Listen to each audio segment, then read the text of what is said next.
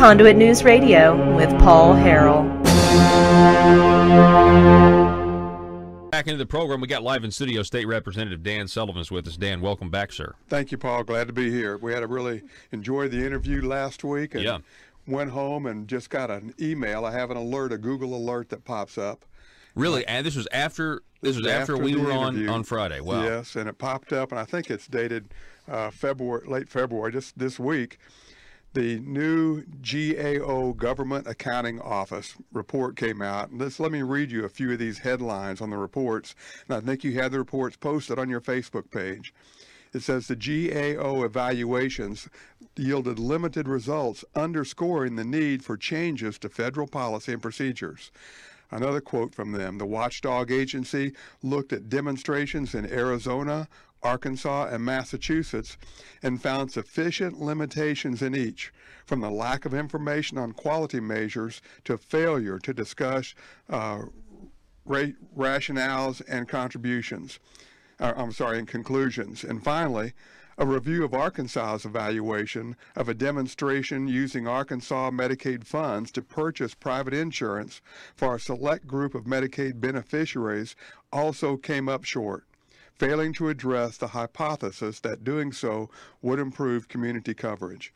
Wow. So in light of what we talked about and the numbers, and I also have a report, it was posted on the DHS, that they claimed 73,000 ineligible enrollees in 2017.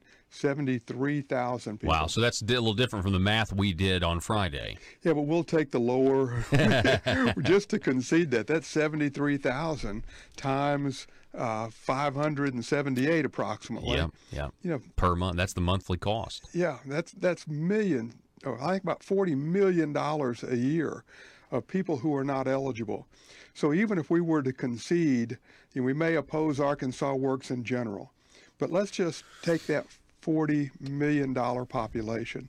And Paul, as we mentioned last week, those were people who were in jail, people who they have an address but they don't live there, people who live in other states, all kinds of folks who really shouldn't be eligible. They're on there fraudulently. It's fraud. Yeah. We've paid money. The taxpayers have now paid money for these people to be on, and they shouldn't have ever been on. Yeah. They're almost illegal immigrants moving into our program from other sources that shouldn't be eligible. And I would think that... so that's an interesting comparison, but I like that comparison, actually. Yeah. I'm sure I'll hear that later. Well, I think it's a good comparison if you think about just the bad deal that we're getting. I mean, if you look at who's benefiting from this, which is a giant company. You got Blue Cross Blue Shield. It is a $2 billion windfall for them, while the people who are out there, working every day and paying for the program are not getting a good deal. Yeah, and Paul, my point with this, it's time to put our Kansans first. You hear our president say that over and over, put Americans first in our contracts. And all we have with Arkansas Works, which is Obamacare, all we have is a contract with basically 3 insurance companies in the state of Arkansas.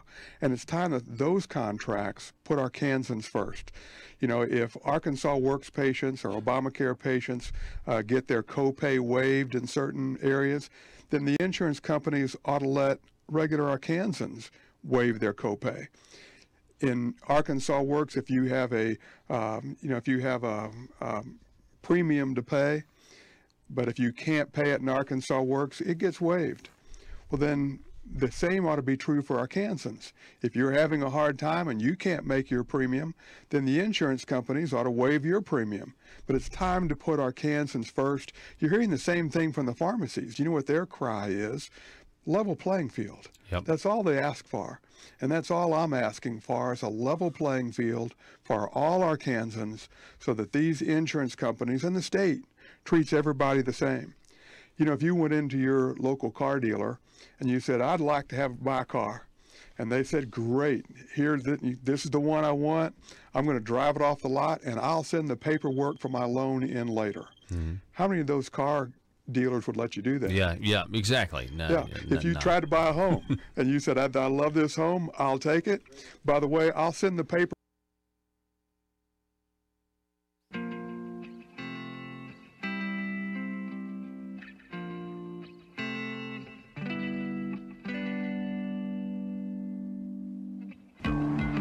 think it's time we ask ourselves if we still know the freedoms that were intended for us by the Founding Fathers. They seem to be in full-scale retreat from spending cuts and are talking about raising people's taxes again. And I have only one thing to say to the tax increasers. Go ahead, make my day. If we lose freedom here, there's no place to escape to. This is the last stand on earth. Those who would trade our freedom for security have embarked on this downward course. Whether we believe in our capacity for self-government or whether we abandon the American Revolution and confess that a little intellectual elite in a far distant capital can plan our lives for us better than we can plan them ourselves. Conduit News Radio with Paul Harrell is on now.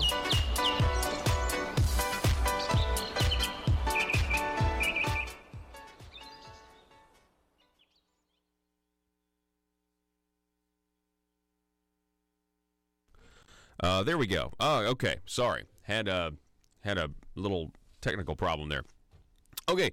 Welcome to the program, ladies and gentlemen. It is Thursday, and you have found the intersection of conservative ideas and reality, where we are building a liberty machine. We are so glad that you're with us. The phone number to call or text this morning is 870-275-9799. That's 870-275-9799. As always, we're also broadcasting live over at facebook.com/Conduit News. That's facebook.com/Conduit News.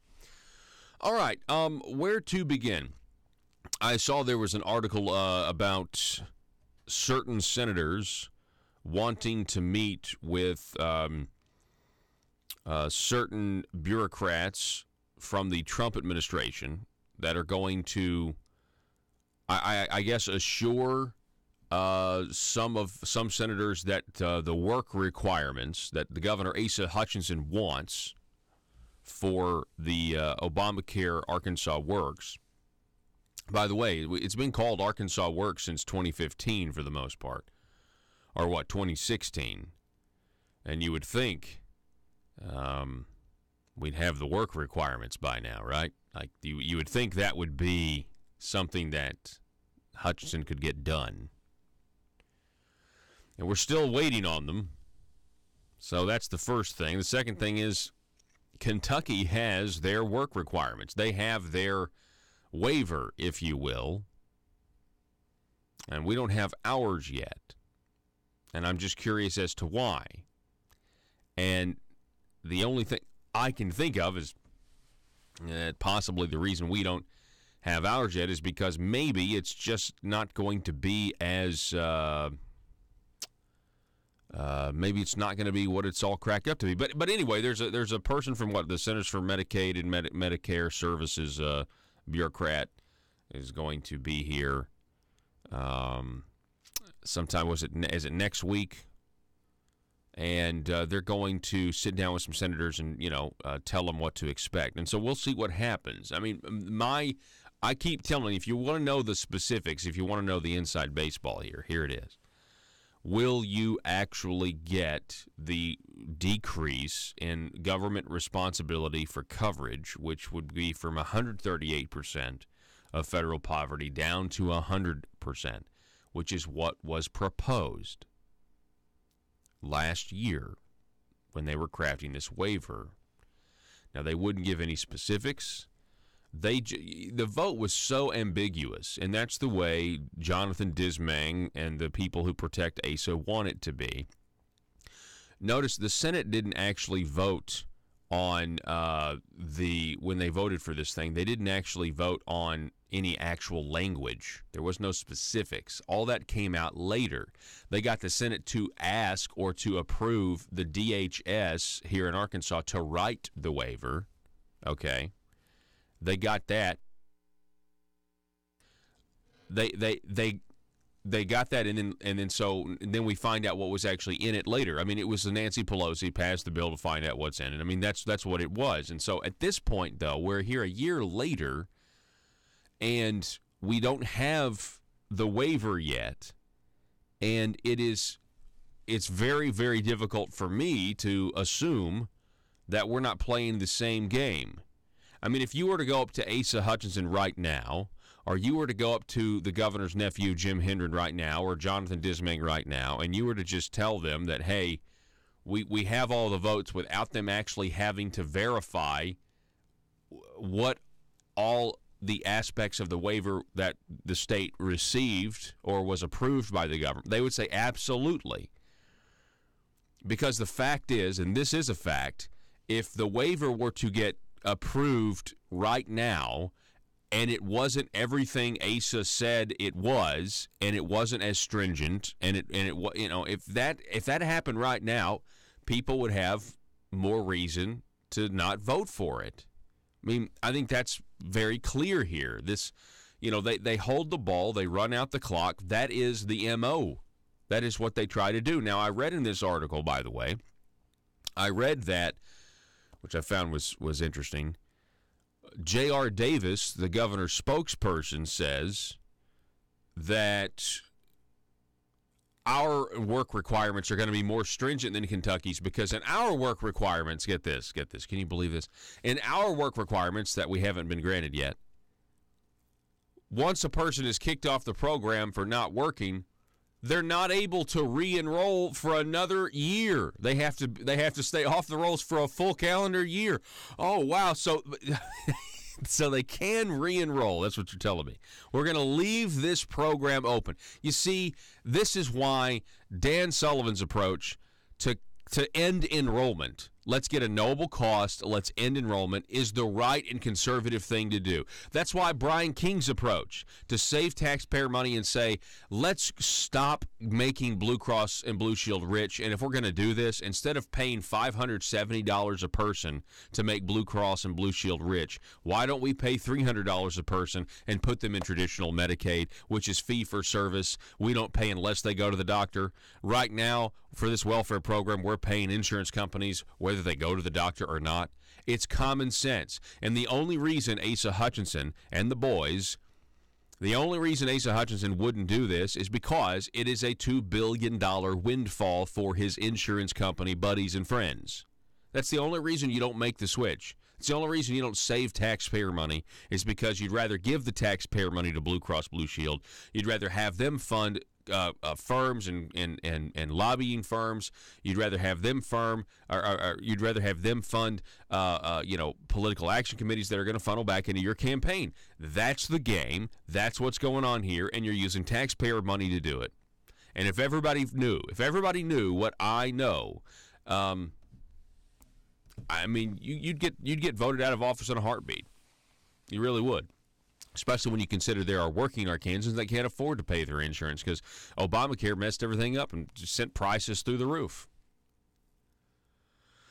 Anyway, so that's the news on work requirements. Work requirements. By the way, we're supposed to be getting work requirements for like years now. Again, we're supposed to be getting these work requirements. Where are they? Where are they? Anybody know? Cue the Jeopardy music anytime. Telephone number 870-275-9799. That's 870-275-9799. Hey, check this out. If we took a break right now, you know what? Let's take a break, Joe. I know it's early, but I've got to get into something else. I want to talk about Senator Jason Rapert when we return. He has an amendment that should be a no-brainer. It is a good amendment. It has to do with school choice. And wouldn't you know, down there in Little Rock at the Marble Palace, they are once again showing their allergy to the Republican Party platform. And they're a bunch of Republicans. We'll have more on that. I'll tell you specifics next.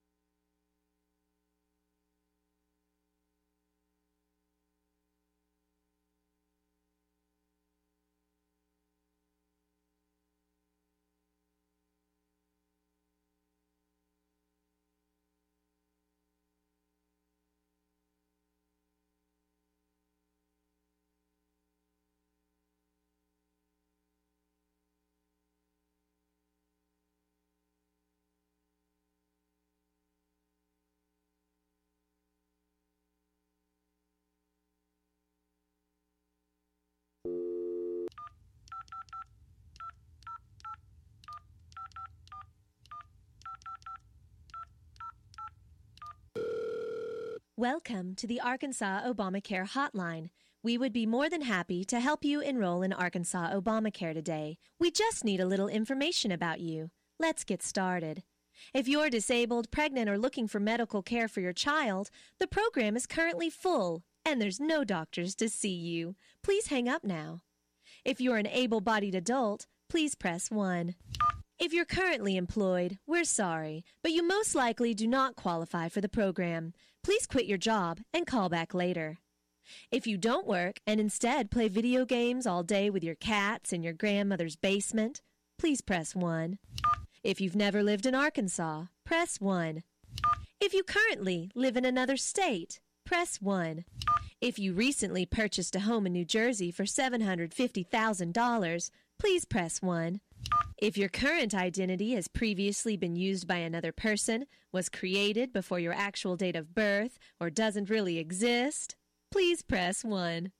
Congratulations! It sounds like you're the perfect candidate to receive Arkansas Obamacare. Please stay on the line, and a hardworking DHS employee will be with you as soon as possible. While you're waiting, feel free to relax as your ambitions to gainful employment fade away. PHP Parody.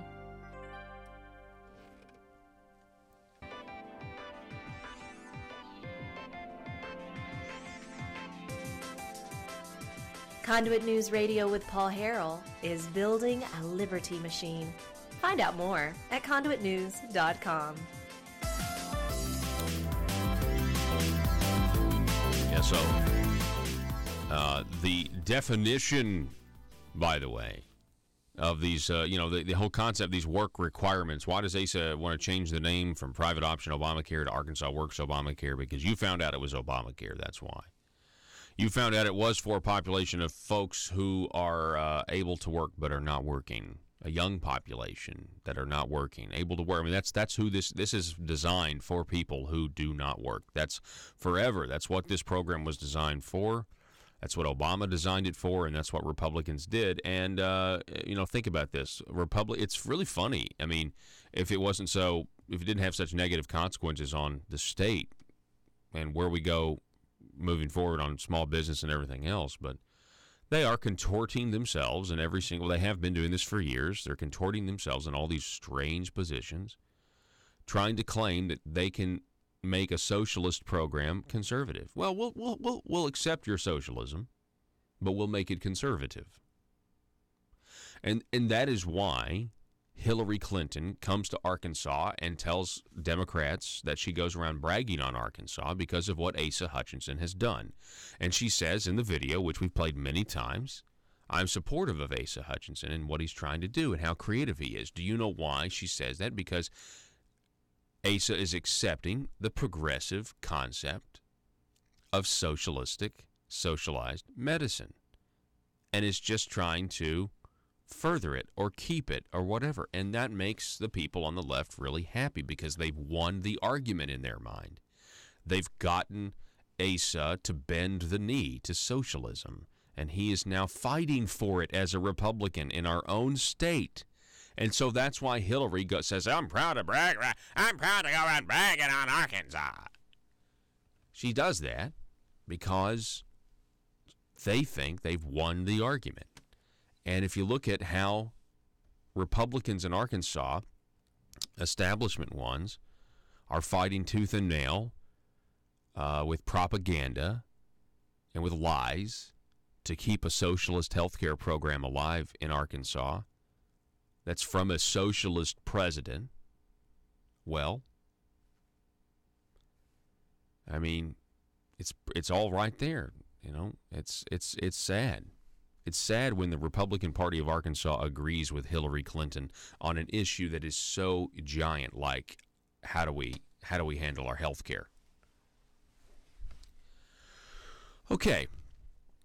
Senator Jason Rapert passed an amendment to a budget bill to allow Arkansans to use their 529 college savings plans to also pay for tuition at public or private schools K through 12. So traditionally, these 529 college savings plans, folks, you can use them, take the tax write-off, but you can use them for college expenses. Jason Rapert has a really strong idea here. And wouldn't you know, the Arkansas Education Industrial Complex wants no part of anything new or different, anything that might be seen as exposing the flaws in our public education system. And why, you know what they don't want? I mean, they don't, you know what would expose that? More choice, more freedom, giving parents an option, giving them, allowing them to be able to vote with their feet, if you will, or their money. And that's why this thing has met such resistance. Let's finish up. This is conduitforaction.org. Current law allows taxpayers an income tax deduction for up to $5,000 in contributions to their savings plan and allows the taxpayer to make tax-free withdrawals to pay for higher education expenses. Senator Jason Rapert's amendment gives parents more flexibility to use their savings plans by allowing them to make withdrawals to pay for K-12 tuition. The ability to use the savings plan for K-12 tuition gives parents flexibility in obtaining quality K-12 education for their children. This helps parents choose the best education, which also helps their children prepare for college. Senator Rapert's amendment to HB 1122, which is a budget bill for the Office of Treasurer of State, was first adopted by the Joint Budget Committee. The House of Representatives then adopted the amendment by majority vote, but the next vote will be more challenging. To pass the amended budget bill in the House of Representatives will require approval of 3/4 of the House, which is 75 votes. So how did that vote go? Joe, why don't you show them? Why don't you show what these school choice Republicans are up to? Nope, it only got 55 yes votes and 25 no votes. 9 were present and didn't vote. Huh. Yeah, I got a text from a lawmaker about this saying that it is ridiculous. It was a Republican lawmaker. This person said it is ridiculous that we can't get this passed. Now, it was it kind of told me that it kind of told me that maybe this may come back up. Maybe they'll have another vote on it, but I don't know. But what a disgrace that is, Republicans. What a disgrace. You understand, don't you, that you Republicans that don't support school choice and don't support Senator Rapert's amendment, you understand, of course, that you are now at odds with Senator Bozeman, Senator Cotton, Rick Crawford, French Hill, Bruce Westerman, and Steve Womack, right?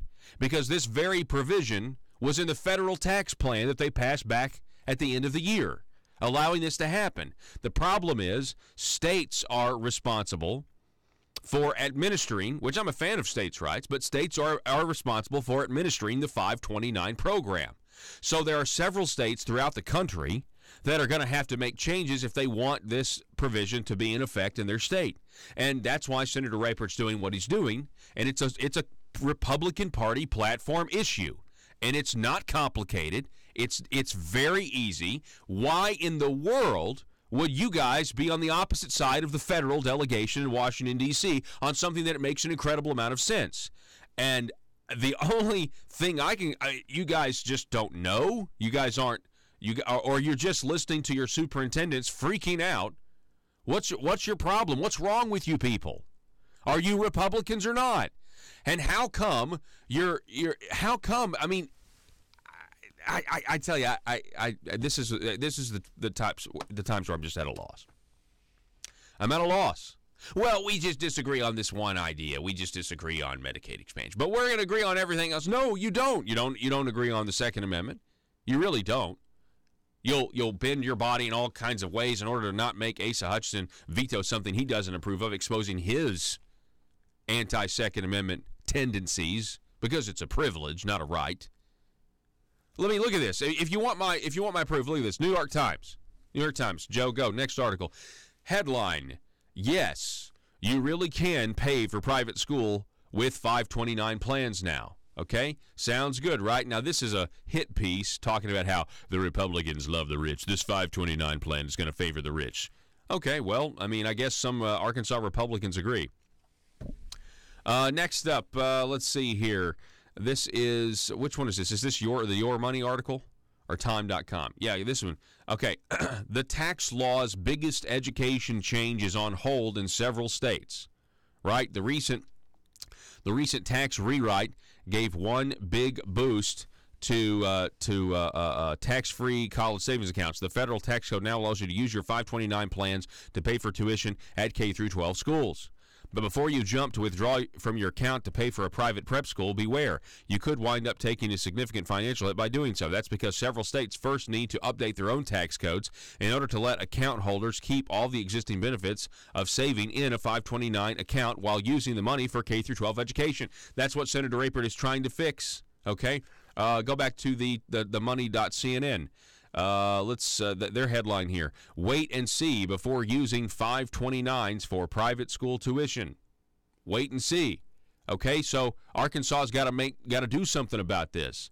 CNBC, next article. This tax bill provision helps families save on school costs and taxes. So go back to the actual screen of the vote.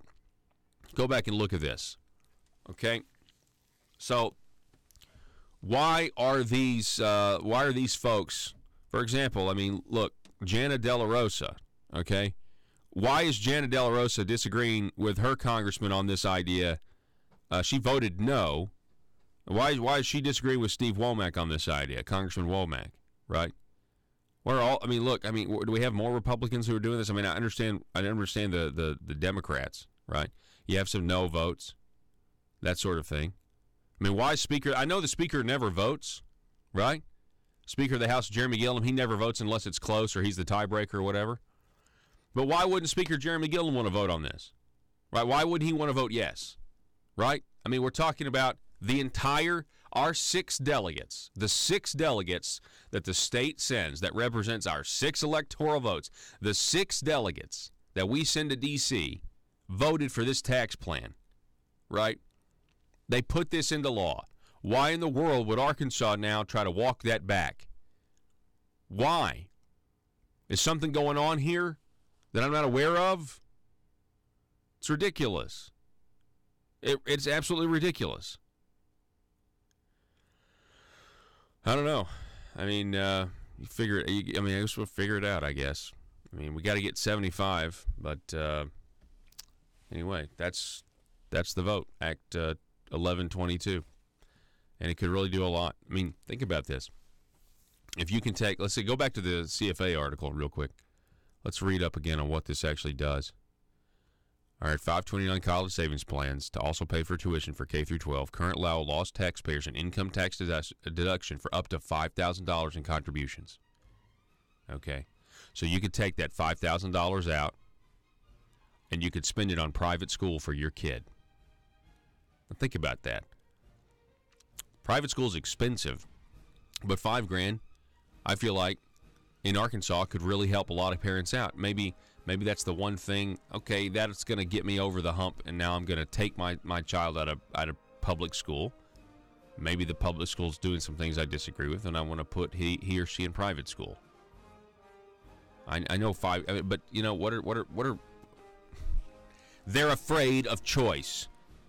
Your public school system, the Arkansas Educational Industrial Complex, they're afraid of choice. If you have the choice, they'll be exposed, and they'll have to change the way they're doing things. Maybe focus more on education than administration and indoor football facilities. Work in later, yeah. But I'm going to start living here. And I'm sure your realtor would go, sure, I'll get the paperwork. I may come back in 2 or 3 months and you have to leave, but I'm going to let you live there now. You know, that's what's going on with Arkansas Works with these people who are enrolling fraudulently. So we talked about on Friday, okay, so they removed these people and they're celebrating it, but if you actually look at how long they were on the program, they were on it fraudulently. They cost the state a lot of money, and we have done nothing to shut the door to where they can't come back in. Exactly, and that's what the GAO report says, that the data is limited, and if people want to go look that up, it's really, Arkansas is really pointed at specifically in this, that the data is limited, the data is inaccurate, and our ability to capture those people is, and our DHS, we'll give them a lot of credit, great job in getting in there. The previous administration created this. Now this administration has gone in and cleaned those rolls up. So one has to determine what error rate are you comfortable with in your business. I know you've got a lot of business people out there that all kinds of small businesses. I wonder what error rate they're comfortable with for people walking out of the door with their product for a promise to pay later. Mm-hmm. Yeah, I think the error rate would be 0. Try going into your local physician and asking your physician if your local doctor will see you, and you'll give them your insurance card when you leave. Mm-hmm. Yeah, that's exactly right. Won't happen. So, Joe, sorry about that. If we were to essentially go get insurance in another way other than Arkansas works, they're going to scrutinize us before we actually have coverage. Right. That's not what's happening with, or if they paid for something that when we didn't qualify, we'd have to repay that benefit. Yes. Right. And so that's a huge issue here is these 70,000 people that we paid for that were on there illegally. We're not, Blue Cross Blue Shield's not giving any money back to the state of Arkansas on that. Maybe they could voluntarily do that. Maybe we could go to them and say, look, guys, these were on fraudulently. Many of them probably had no claims. I mean, they had the wrong address. They're from other states. A lot of different things there. Many of them probably had no claims. Maybe we can just get them, the insurance companies, to voluntarily rebate to the citizens of Arkansas.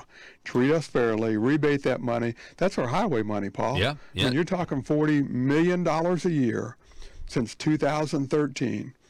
However you calculate that, and if you average it, even give them a lower average of $30 million a year. Mm-hmm. You're talking 100.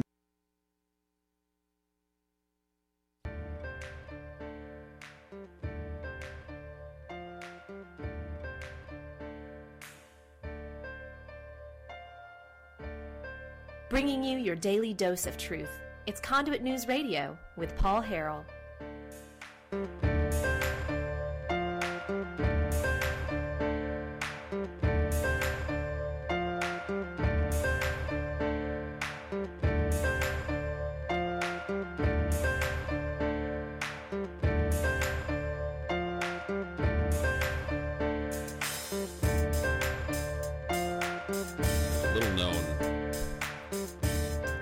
There's an issue we haven't talked about at all, and it's a national one. And I'd like to do it now to kind of bring you up to date. Now, there's no question that we have a much better Supreme Court situation than a lot of us thought we were going to in 2016 with the passing of Antonin Scalia and Hillary Clinton knocking on the doors of the White House. And, of course, Trump wins. I'm so glad Trump wins. And we get Neil Gorsuch, and that's a good thing. We get Neil Gorsuch. But that still doesn't mean that there aren't important cases that we have to worry about that are going to be debated in the Supreme Court. Here's, I guess, what is this? This is November 13th of last year. With this headline. So the reason I say this and going back this far is because the oral arguments on this particular case, it has to do with abortion and actually has to do with pregnancy resource centers. Supreme Court to hear crisis pregnancy centers appeal. Okay. The Supreme Court is stepping into a free speech fight over California's attempt to regulate anti-abortion crisis pregnancy centers. The justices said Monday they will hear an appeal from centers that complained that a new law forces them to provide information about abortion and other services. Lower courts had allowed the law to take effect. Unlicensed centers also must inform clients of their status. I want you to think about that. This was basically an attempt to say pregnancy resource centers, which are these help centers that are a lot of times faith-based organizations, that will provide ultrasounds. They will make relationships with women and families who are in a crisis as far as they're concerned. And they'll help them. They'll show them the baby via ultrasound. And just by doing this, abortion rates across the country are absolutely plummeting because people are getting involved and they're passionate about stopping abortion, but it's more people focused. You know, if you really think about it, it's less about shame, and it's more about celebrating life and the life to come, right? For both the mother and the child. And that's getting people to choose life. And abortion is an industry, as we know, because they sell baby body parts. But if there's less people getting abortions, that's less money to the abortion clinics. And so there's a lot of abortion clinics across the country that have been closing down. They've been shutting their doors. And it's really a groundswell. If you really look at what's going on, it is remarkable. It's a blessing that we have Christians in this country who are donating and volunteering their time and their money to these pregnancy help centers, and there's a ton of different names. They're all different. In an attempt to say, hey, if you're thinking about abortion, and there's no doubt. I mean, I will just. There's no doubt in my mind that there are some women that walk into these pregnancy help centers looking for an abortion. And then they get an ultrasound and they say, well, I'm glad I came here first because I was looking for an abortion, but you've really changed my mind because I now know this is a life that I'm carrying inside me. And there's stories like this all over. And so the left sees this as, I guess they see it as brainwashing. So they want these pregnancy resource centers, by law, they want to compel speech, and they want these pregnancy resource centers to have information on where they can go and get an abortion, which would be effectively shredding the First Amendment, our right to organize, and our right to try to make a difference in society. If you essentially have to, say, this is where you can get. This is where you if we're against murder, but this is where, why would we want to tell somebody that? Over at Time, this is the more recent one, the Supreme Court is considering the limits of freedom of speech in 3 upcoming cases. Can government employees be required to pay union fees even if they don't belong? Don't Tread on Me t-shirt at a polling place. Can you wear a Don't Tread on Me t-shirt at a polling place? They're going to hear that? Wow. What's next? Can you wear an American flag t-shirt at a polling place? Yeah, that flag stands for liberty and freedom, and this candidate stands for communism, and you can't do that. That's suggestive messaging. And then the last question, and do pro-life crisis pregnancy centers have to advertise that abortions are available elsewhere? Now, honestly, with the way the Supreme Court is made up, it should be a no-brainer where everything's going to fall here. 5-4 decision, I think, is probable. But you never know. You might get a 6-3. I mean, you really might. Because if we're talking about people's right to organize, people's right to donate to a charity, the charity trying to operate to accomplish their cause, especially that cause is just. But you never know. I just wanted to bring attention to it. It was brought to my attention yesterday. Matter of fact, as soon as I got off the phone with a gentleman that was bringing it to my attention, I called a friend at the Family Council here in Arkansas, and they're aware of this. They certainly are, because they know it's also a big deal. Because the abortion industry is hemorrhaging because they don't have as many people getting abortions.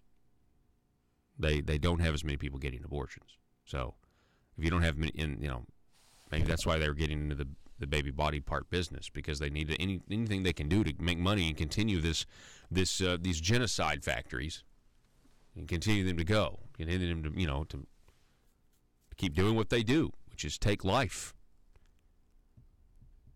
So, anyway, the phone number is 870-275-9799. That's 870-275-9799. We're also broadcasting live at facebook.com/Conduit News. That's facebook.com/Conduit News. Feel free. Tell me what you think about this issue. It is important, but we certainly need to stay on that, and and hopefully things are going to be okay. But it is a big deal. Freedom of speech is under attack by the left in all forms. They're coming at us in all directions. Joe, what was it you were telling me the other day? You were saying that there was an issue about, I guess, a dispute from the left and the right, and they were both saying the exact same thing. They were saying that the same thing is wrong with each of them. What was that about again? Was that a free speech issue, or it was a social justice warrior thing? Both. Okay. So at Portland University, I think that's the school they were at, there was a panel that was talking about, at the time of the video, whenever I saw this video, they were talking about gender. And one of the members of the panel openly said that there are differences between the genders male and female.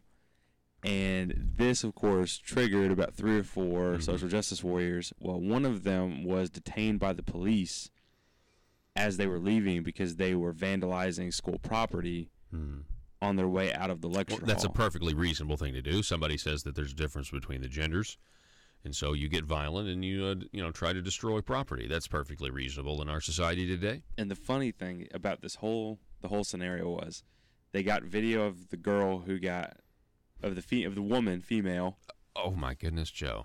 Who was detained after the fact, and she said that there is no place in our society for bigots and people like this. Okay.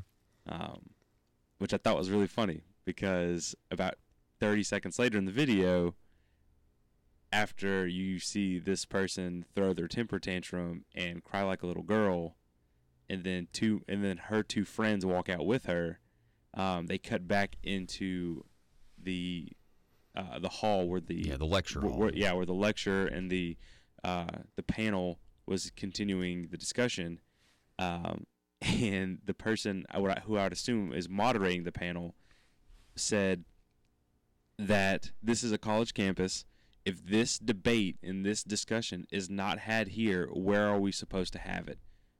And society will not tolerate people like that who will just shut down ideas just because you disagree with them.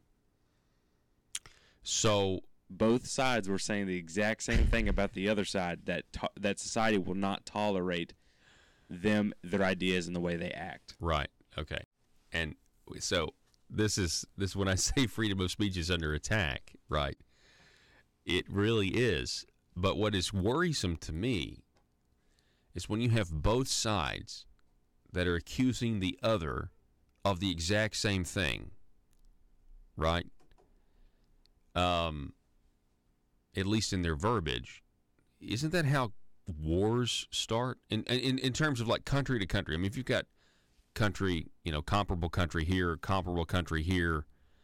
and they both start saying that the other is guilty of the same thing, like,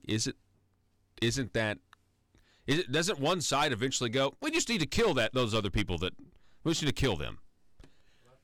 And I feel like the left wants the Antifa. I feel like they just want to kill conservatives. That's kind of the way I feel sometimes. I feel like that's kind of where it's going, where it's like, well, at some point, because if you try to have a Western civilization debate, they'll claim hate fact.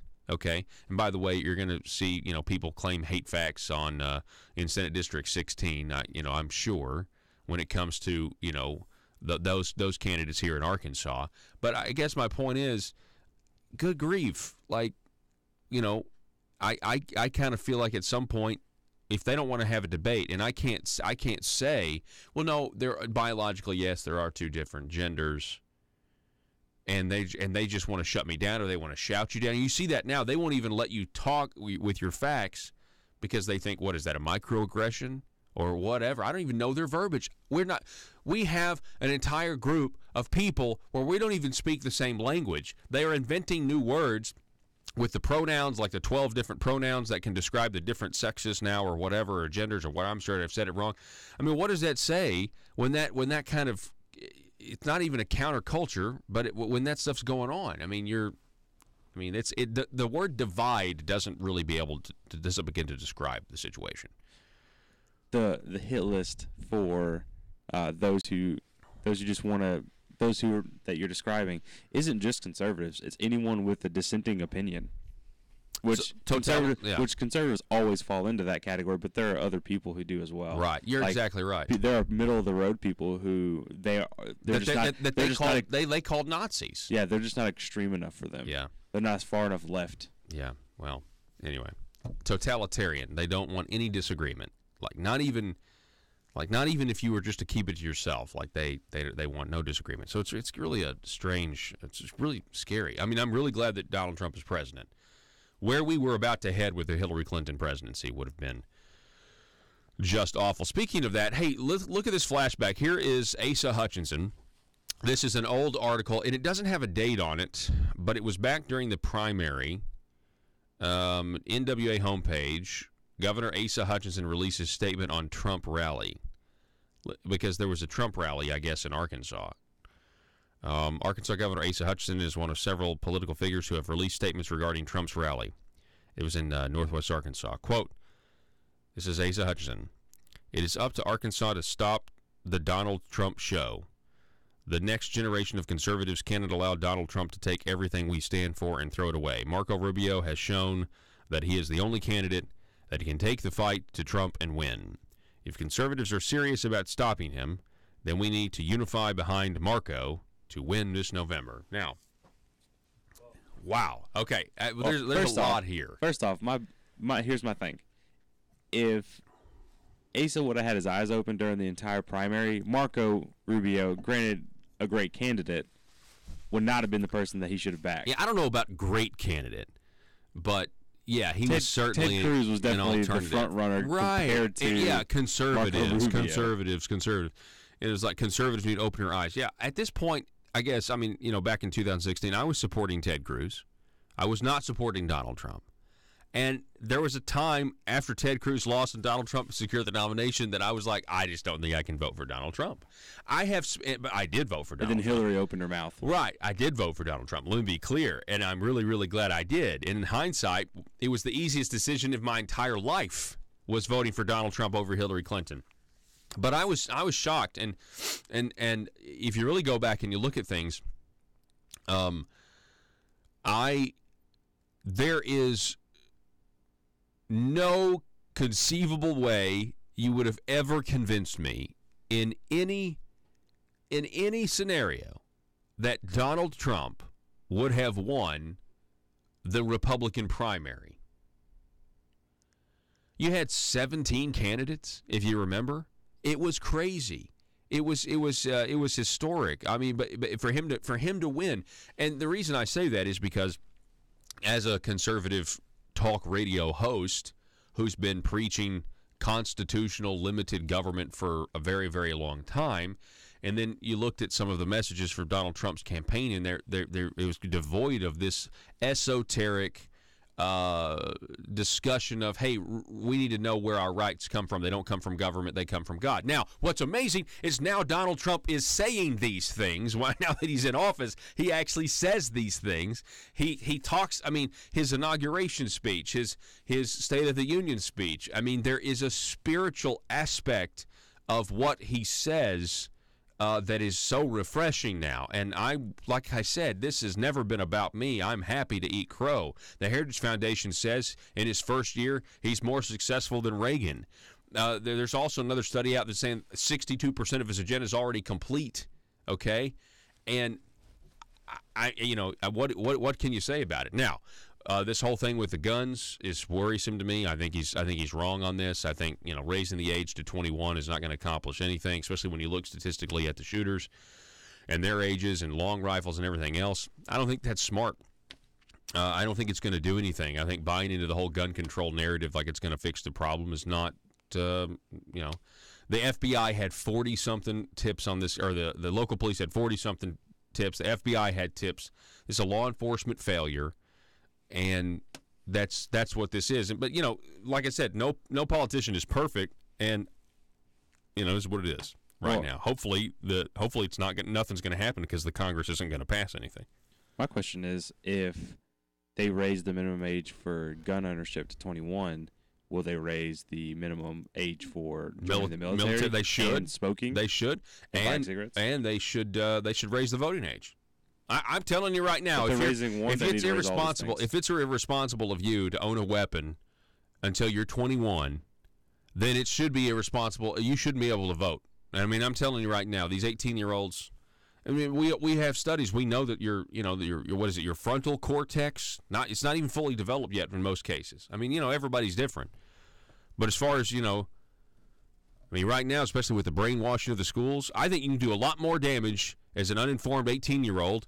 And I'm chief among those sinners for being a completely, moronic Democratic voter when I was 18 years old and through college. You have no business voting.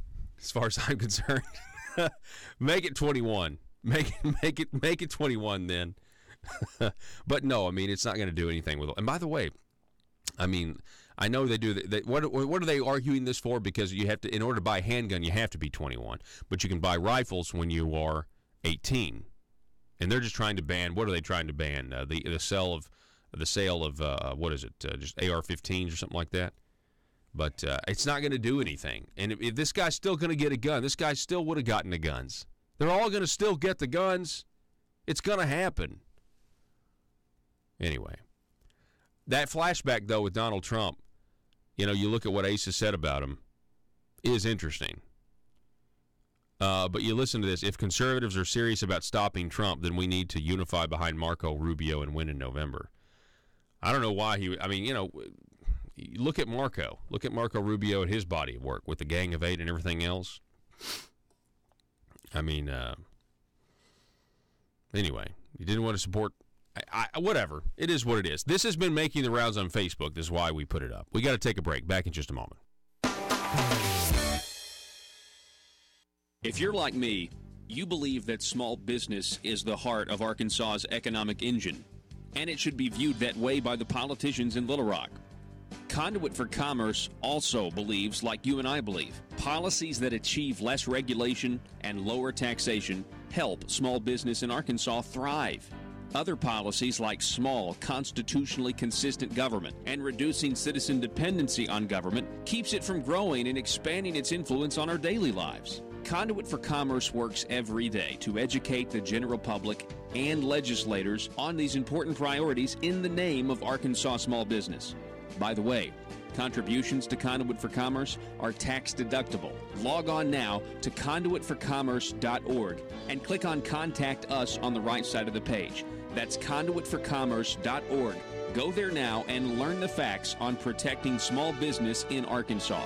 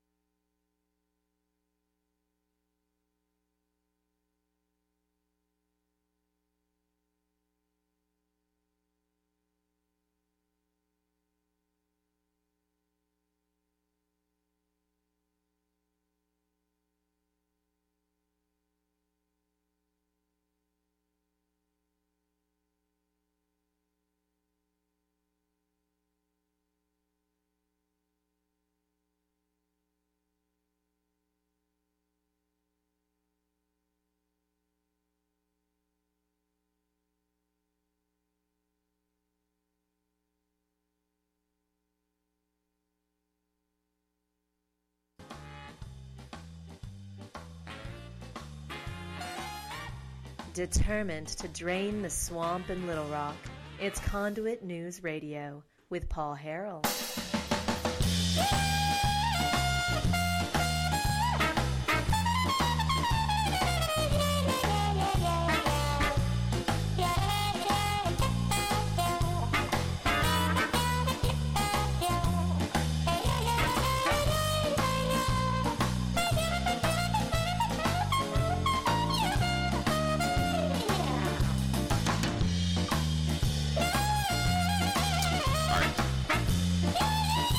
Yeah, I mean, just to look at the Drudge situation. I mean, every single time there's one of these mass shootings or a tragedy, and it's a terrible thing, and it's really a crisis of our culture, the slow moral decay from within.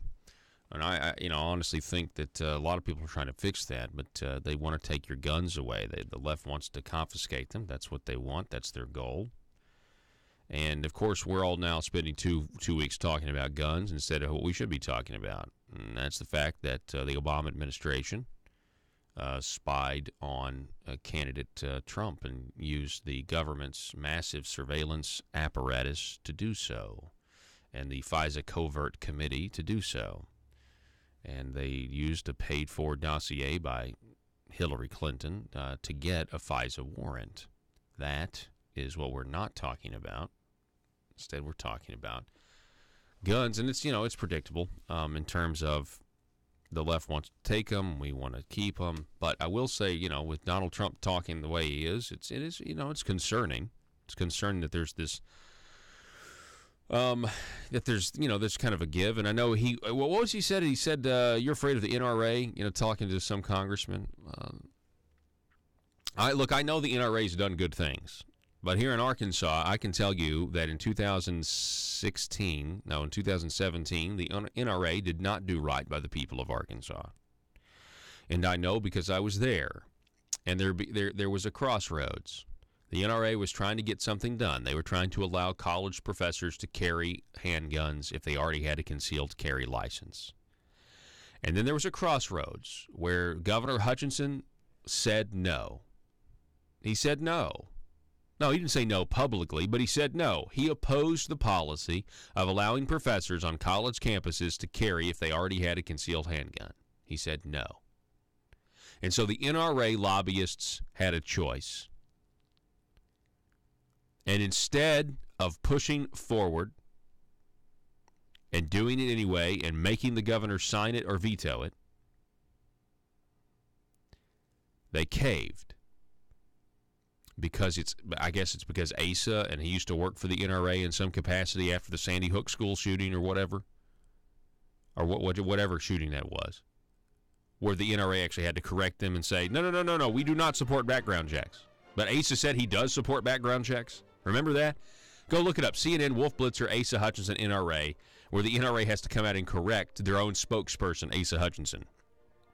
But the NRA did not do right by the people of Arkansas. They came at a crossroads, and I don't know if they were deceived by certain politicians, but instead of pushing forward with what it would have been a lot better than what we got, which yada yada yada. The NRA gets on board with an enhanced carry license, a second piece of red tape to exercising your first Second Amendment rights here in Arkansas. It was really frustrating, and the NRA got to a point here in Arkansas, and they got either duped or they had egg on their face, or I don't know what. Some people say it had been planned for years to do this enhanced carry garbage license, and that's, of course, what we have.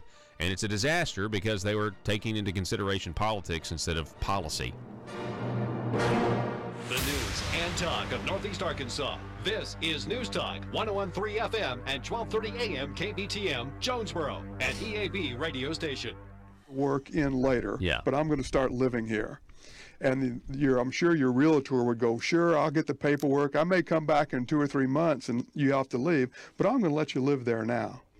That's what's going on with Arkansas Works with these people who are enrolling fraudulently. So we talked about on Friday, okay, so they removed these people and they're celebrating it, but if you actually look at how long they were on the program, they were on it fraudulently, they cost the state a lot of money, and we have done nothing to shut the door to where they can't come back in. Exactly, and that's what the GAO report says, that the data is limited, and if people want to go look that up, it's really, Arkansas is really pointed at specifically in this, that the data is limited, the data is inaccurate, and our ability to capture those people is, and our DHS, we'll give them a lot of credit, great job in getting in there. The previous administration created this. Now this administration has gone in and cleaned those roles up. So one has to determine what error rate are you comfortable with in your business. I know you've got a lot of business people out there that all kinds of small businesses. I wonder what error rate they're comfortable with for people walking out of the door with their product for a promise to pay later. Mm-hmm. Yeah, I think the error rate would be 0. Try going into your local physician and asking your physician if your local doctor will see you, and you'll give them your insurance card when you leave. Mm-hmm. Yeah, that's exactly right. What happened? So, Joe, sorry about that. If we were to essentially go get insurance in another way other than Arkansas works, they're going to scrutinize us before we actually have coverage. Right. That's not what's happening with, or if they paid for something that when we didn't qualify, we'd have to repay that benefit. Yes. Right. And so that's a huge issue here is these 70,000 people that we paid for that were on there illegally. We're not, Blue Cross Blue Shield's not giving any money back to the state of Arkansas on that. Maybe they could voluntarily do that. Maybe we could go to them and say, look, guys, these were on fraudulently. Many of them probably had no claims. I mean, they had the wrong address. They're from other states.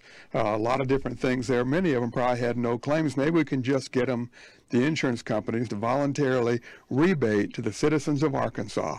Treat us fairly, rebate that money. That's our highway money, Paul. Yeah. I mean, you're talking $40 million a year since 2013. However you calculate that, and if you average it, even give them a lower average of $30 million a year. Mm-hmm. You're talking $150, $200 million a year for people who were on this program illegally and or unethically. Yeah. We paid that money to the insurance companies. The insurance companies accepted that money, and Arkansans don't have that same opportunity. Yeah. It's just time to treat Arkansans, treat the people of Arkansas, make them the priority in all of our contracts.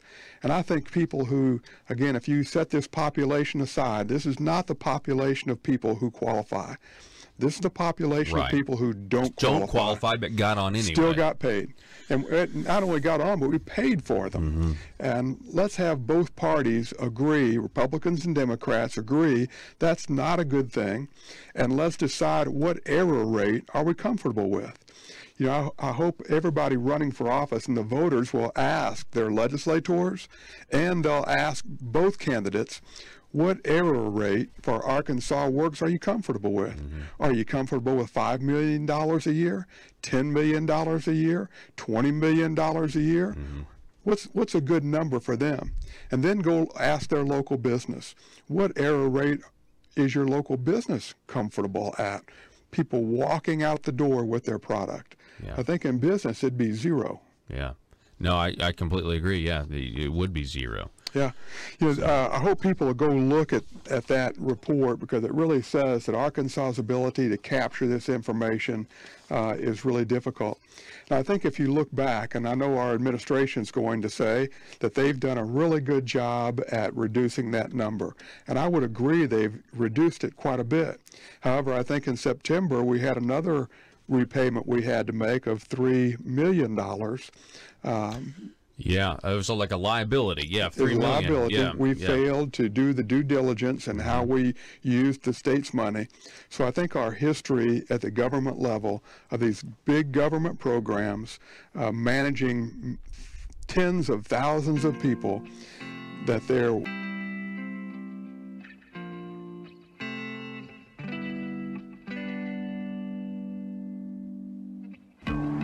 I think it's time we ask ourselves if we still know the freedoms that were intended for us by the Founding Fathers. They seem to be in full-scale retreat from spending cuts and are talking about raising people's taxes again. And I have only one thing to say to the tax increasers. Go ahead, make my day. If we lose freedom here, there's no place to escape to. This is the last stand on earth. Those who would trade our freedom for security have embarked on this downward course. Whether we believe in our capacity for self-government or whether we abandon the American Revolution and confess that a little intellectual elite in a far distant capital can plan our lives for us better than we can plan them ourselves. Conduit News Radio with Paul Harrell is on now. All right, ladies and gentlemen, welcome back to the program. Thanks so much for being with us. We certainly appreciate you guys and everything that you're doing. You have found the intersection of conservative ideas and reality. We're building a liberty machine here.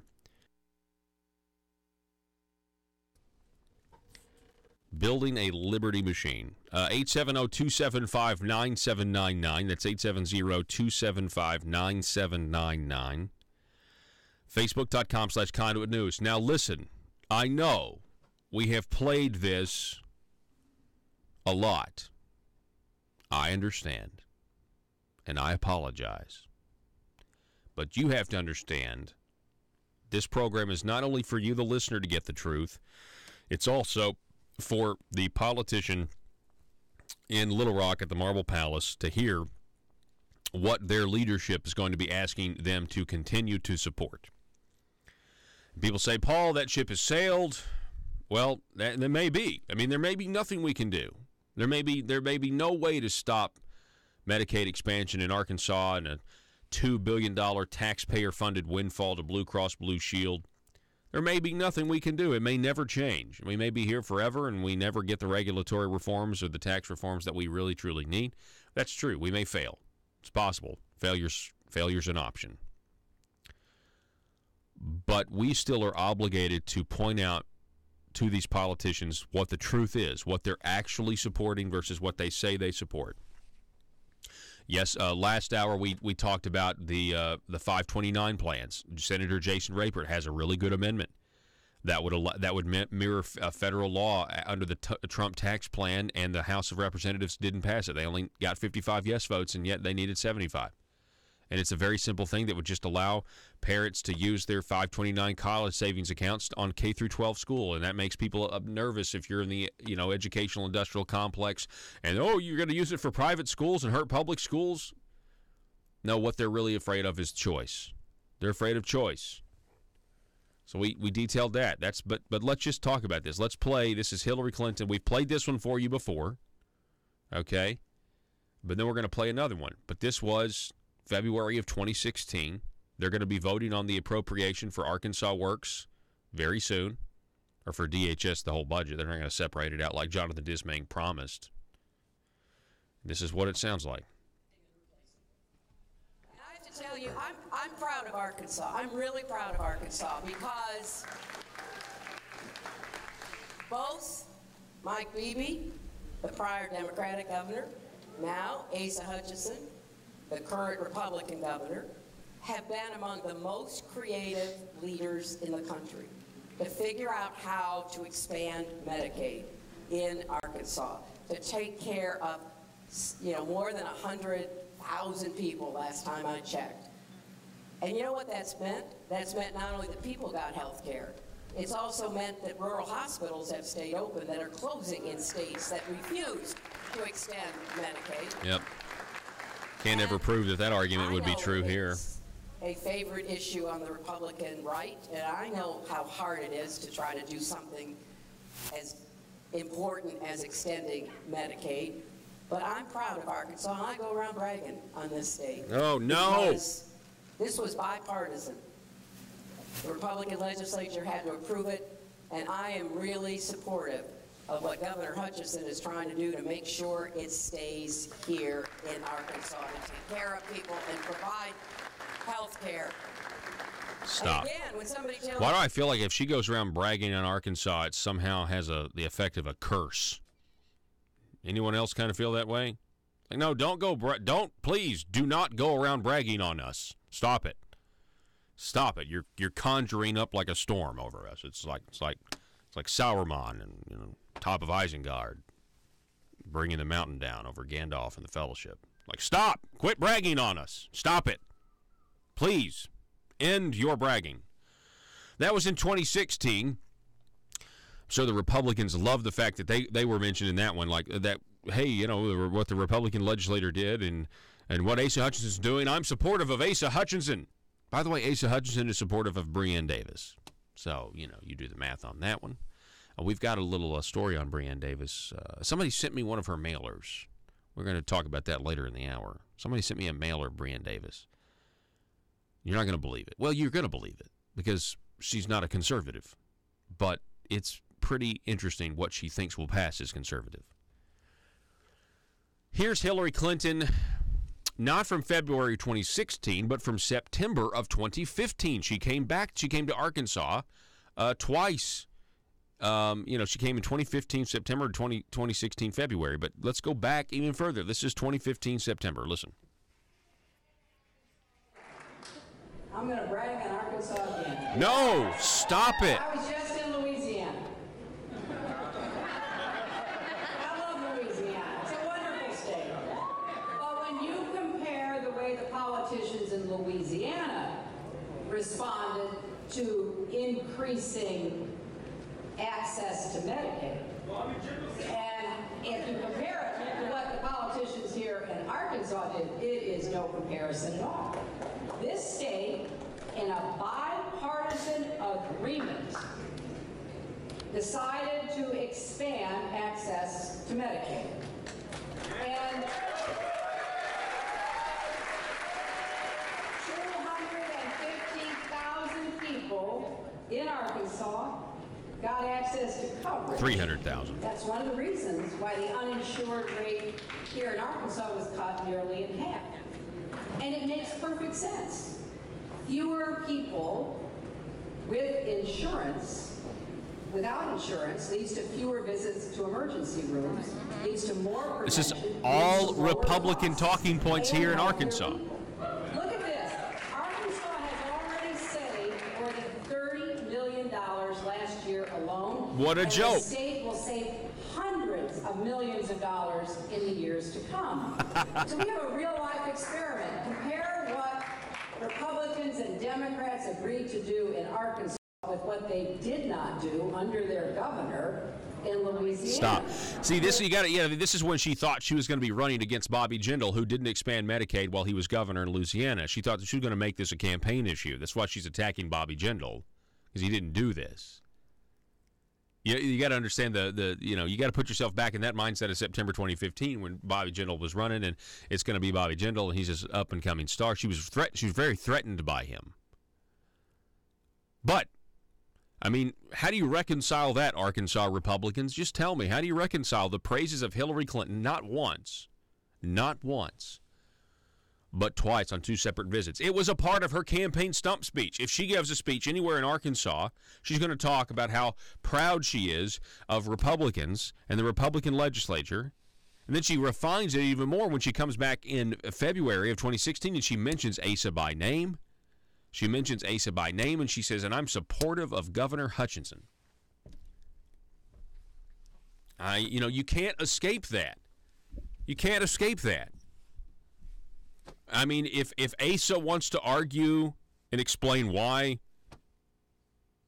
he and Hillary agree, I guess that's fine. I mean, but they both are supportive of they both have the same goals. To a point.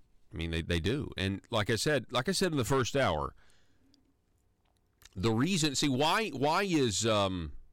is Hillary giving praise to the Republicans? Well, because it is a victory. You give praises to Asa and the Republicans here in Arkansas over what they did with Obamacare because as far as she is concerned in her ideology, it's a victory because she's gotten a Republican governor to promote and solidify dependency on government, which was Obama's whole presidency. That's what he wanted to do as a program for able-to-work adults.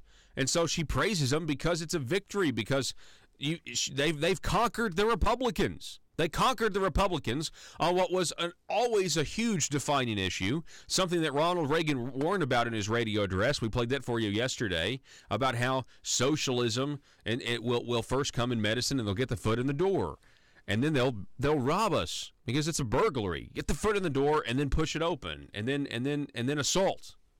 And our republic has been under assault, and we're the only state in the South that said yes. Please assault us. We would like to be assaulted more. We're the poorest state amongst the states around us, yet we spend the most on government, and we're the highest tax state. Now you be the judge. What's wrong with that equation here? And we have Republicans who are campaigning on big ideas that are reform and trying to change the status quo at the Marble Palace in Little Rock, but they haven't implemented those reforms. They're coming back to us with excuses as to why it can't be done. But all that is beside the point. Here's the point. The Republican Party of Arkansas has massive majorities at the Marble Palace. And they're going to be voting on what Asa wants them to vote on. That he wants Arkansas Works to continue because it's a $2 billion windfall for his friends at Blue Cross Blue Shield. By any objective measure, if you look at the budget and you look at the money, it would save us a ton of money to just put these people in Medicaid, traditional Medicaid, which is what was prescribed under the original Obamacare plan. You say, Paul, are you advocating for Obamacare? No, I'm not advocating for Obamacare, but at this point, they have made a mess of and a mockery of the system. They've made a mess, and we are paying for this as Arkansans. And so if we have an option to still cover the same population but to pay less, why wouldn't you do that? And the only reason Asa wouldn't want to do that is because he wants that $2 billion windfall for his buddies at Blue Cross Blue Shield. The same people that make the PBM agreement with CVS Caremark that are putting our local pharmacies out of business. It is an abysmal record. The governor is not a leader of the people. He is a ringleader of the lobbyists and the Little Rock monolith. That's what Governor Asa Hutchinson is. He is not a governor as much as he is a real estate agent selling us out. That is what he is. Play these back-to-back, Joe. Cue up, play the one we just heard. Let's go in chronological order now. We're talking about Hillary Clinton in Arkansas, September of 2015. Take it away. I'm going to brag on Arkansas again. I was just in Louisiana. I love Louisiana. It's a wonderful state. But when you compare the way the politicians in Louisiana responded to increasing access to Medicaid, and if you compare it to what the politicians here in Arkansas did, it is no comparison at all. This state, in a bipartisan agreement, decided to expand access to Medicaid. And 250,000 people in Arkansas got access to coverage. That's one of the reasons why the uninsured rate here in Arkansas was cut nearly in half. And it makes perfect sense. Perfect sense. Fewer people with insurance. Wow. Without insurance leads to fewer visits to emergency rooms. That's Republican talking point. Leads to lower costs. Republican talking point here in Arkansas. Look at this. Arkansas has already said I guess it's a Democrat talking $30 point. billion last year alone. No, it's a And the boondoggle. state will save hundreds of millions of dollars in the years to come. It's all going to Blue Cross Blue It's a Shield. real-life experiment. Compare what Republicans and Democrats agreed to do in Arkansas with what they did not do under their governor in Louisiana. Stop. Again, that's Hillary Clinton, September 2015. Fast forward to Hillary Clinton. In February of 2016, she had refined her message a little bit, still saying that she likes to brag on Arkansas. I like to go around bragging on Arkansas. Joe, whenever you're ready, sir, Okay. You in right now. Here it comes.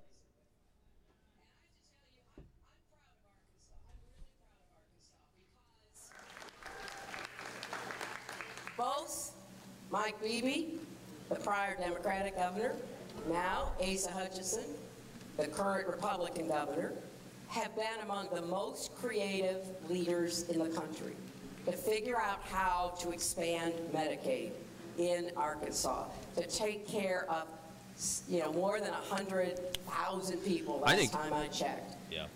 And you know what that's meant? That's meant not only that people got health care, it's also meant that rural hospitals have stayed open that are closing in states that refuse to extend Medicaid.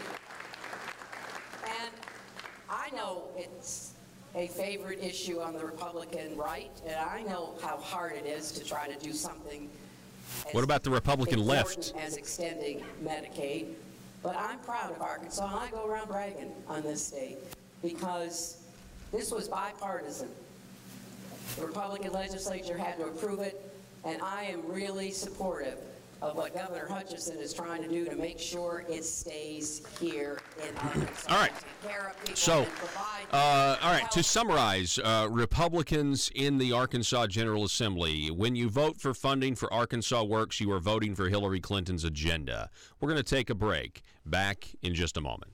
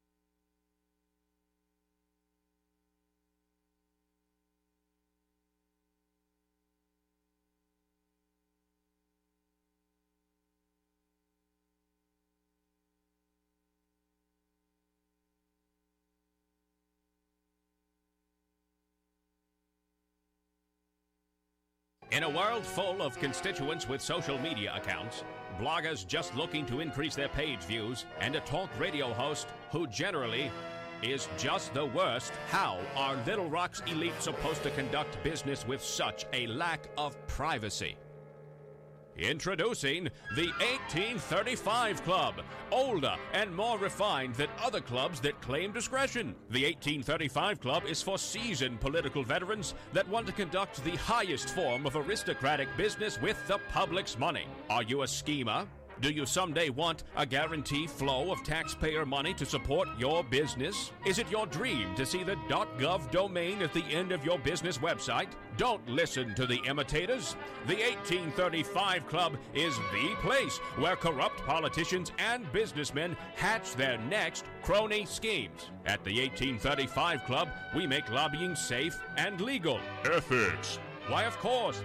All business is done in an ethical manner. Just look for the sign above the door that reads, loophole. Are you tired of the Capitol Police restricting your access to the roof after a perfectly good night of drinking? The 1835 Club has libations and a perfectly good roof. Other crony clubs that promise discretion try to lure you in by advertising bars made out of aeroplanes. Well, at the 1835 Club, instead of an airplane fuselage, we've got a space shuttle. No, not a bar. We've got an actual space shuttle that makes a daily run to the moon so members of the 1835 Club can have some real privacy away from the bloggers and taxpayers. Are you an Arkansas aristocrat?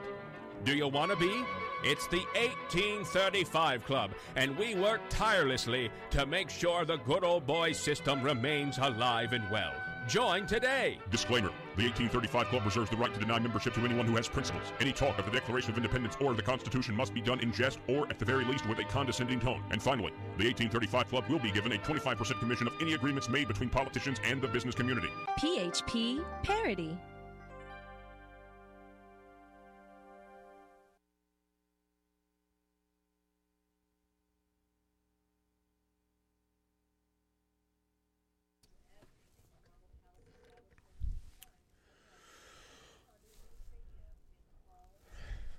All right, let's be clear. What is the path forward? We just played for you 2 times. Hillary Clinton was in Arkansas 2015 and 2016. What was she saying? What was she doing? She was praising the Republican Medicaid expansion Obamacare plan. She was praising Asa Hutchinson, said she was supportive of what Asa Hutchinson is doing. And so what I just finished the segment by saying, I said, hey, when Asa asked you to fund Arkansas Works, you are funding Hillary Clinton's agenda, right? So what do we do? Where do we go from here? Well, a lot of you probably wouldn't want to just defund it and end it entirely right now. I mean, maybe it could be done over a gradual process. That's true. Roll it down. But you know what the position is that is a very reasonable position? It's just to end enrollment in the program. Apply for a waiver to end enrollment in the program and move this population into traditional Medicaid. So if you guys don't want to support Hillary Clinton's agenda, one of the ways you could do that is to not fund it and get enough people to hold out and not fund it so that you do move things into traditional Medicaid and you do ask for a waiver to end enrollment and ask for a waiver to move them into the traditional Medicaid, still with a 90-10 match, which would be much more affordable, right? So that's the conservative option here. I mean, we have let the same leaders get us to this point, and the mainstream media still looks to Jonathan Dismang and Asa Hutchinson and all these others as legitimate sources of information when everything they say about this program doesn't happen, doesn't come true. Asa said we were going to have work requirements 3 years ago. Where are they? Well, we still have people now trying to meet with the bureaucrats from the CMS, from the Trump administration, trying to figure out if they can trust what Asa's saying. That's what this is. There's an article in the paper today about it. They want to meet with Trump administration officials to see if they can actually trust what Asa's saying, because they don't trust what he's saying, because they don't want to just vote to fund something when we don't even know what we're going to get from the feds yet, even though Kentucky has theirs. I have a suspicion that Asa knows exactly what he's getting and what he's not getting. I have a strong suspicion he knows what they're going to approve and what they say we will not approve. And I think one of those things is, and I could be wrong, I think one of those things is he's not going to get the 138% to 100% drop, which means there's not going to be all these savings and all these people removed that they said were going to be removed. Well, that's a huge deal, right?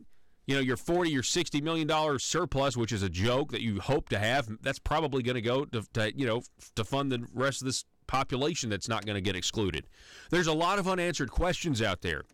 And so I just want to tell you, General Assembly, from a conservative standpoint, at this point, the only thing to do is to get knowable costs and less cost. The only thing to do is to reduce costs and get more predictable numbers. You get more predictable numbers that trend down, by the way, when you cap enrollment. You get less cost if you move to traditional Medicaid.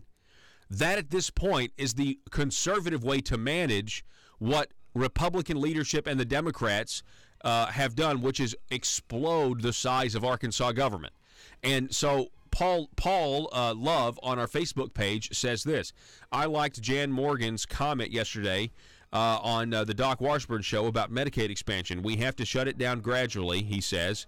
We can't just shut it down cold and throw people off their health care. Governor Beebe, Governor Hutchinson, and all future governors need to continue this approach. Jan Morgan needs to stop new enrollments, not expand Medicaid. The only alternative is tax Arkansans even more heavily. So, Paul here is talking about what Jan Morgan said, yeah, and what you would do if you wanted to end it gradually was get knowable costs and guarantee less costs. And to do that, you cap enrollment, you end enrollment in the program, and then you move things to traditional Medicaid. That's Dan Sullivan's idea and Brian King's idea put together. It would be a winner. Some people are comfortable with paying $5 to $10 to $40 million a year for that overage, and it's just not the way we need to be treating the people of Arkansas. No, I agree, because it's the people of Arkansas that suffer here, especially if you're talking about people who don't even live here that are getting the coverage. I mean, you're exactly right, and it really does sound a lot like President Trump. You know, I mean, I'm telling you, I believed him when he said in his State of the Union address that everything he does is trying to make sure it's in the best interest of all Americans, and the people, not just the special interest, things like that. And I really believe that. I thought that was one of the most sincere parts of his State of the Union address, that he really does think about. I hope I'm not just being duped, but I guess join the club of being duped by politicians if he's not sincere. But I really felt like he was sincere, and that seems to be what you're saying here, is that the people of Arkansas are paying for this program, and yet there is a failure rate of just wasting money. And you're talking about a lot of money a month, really. If you talk about, these people are on the program for a year, and 70,000 of them on the program for a year. That's a lot of money. It is, and they're illegally on the program, and it's time to kind of build a wall between. There you go. Yeah, it's and the Blue Cross Blue Shield are sanctuary cities because honestly, essentially, yeah. Yeah, we got people coming on the program illegally and are staying on there. They're getting paid, and it actually is a sanctuary place for people who are on it illegally. And if you look at that comparison, I think that's a valid one. It's a great comparison, actually. Let me go just a little bit different direction, Paul, just to inform your listeners, because this is not isolated. Behavioral health is a huge concern right now all around the state, in all the states, and Arkansas is changing to a managed care model for behavioral health. For quite a period of time, Blue Cross Blue Shield, there was a select group of people, Blue Cross, UAMS, St. Bernard's here in Jonesboro, Washington General up in northwest Arkansas, and our state agency, DHS, was meeting privately. And they had a number of private meetings talking about this managed care model. They eventually rolled it out, and other people joined in, other providers joined in to screen people into that program. We hired a company for $20 million. Even though we have local physicians who know the patient well, who are independent, they see them. DHS screens them already. Now we hire a third party at $20 million to screen these people into the program. Screening sounds familiar, doesn't it? And our ability to screen them. That program is due to launch July.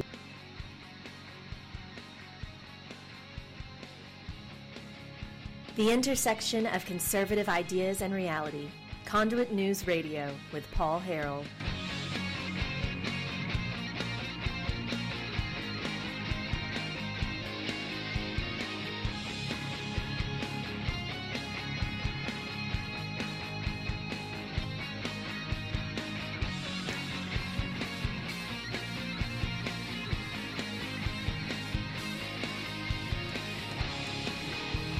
All right, welcome back. Hey, Joe, Rick on Facebook just says that he loves that the show is available live on YouTube as well. He wrote that on Facebook. So feel free to subscribe to the YouTube channel. See, what we do is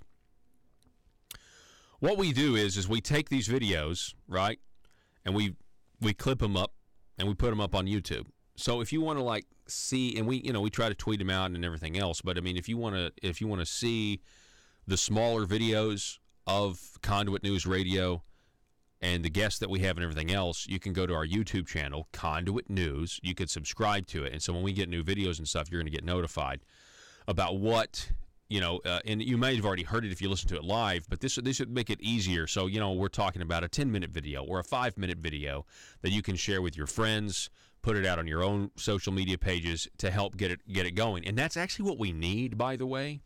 We need that in the Senate District 16 race to get the truth to the people. We need that all across the state to get the truth out about the Marble Palace. Because you got to understand something. Not everybody in your sphere of influence is a conservative, I would gather. That is an educated guess. I think it's a good one, though, right?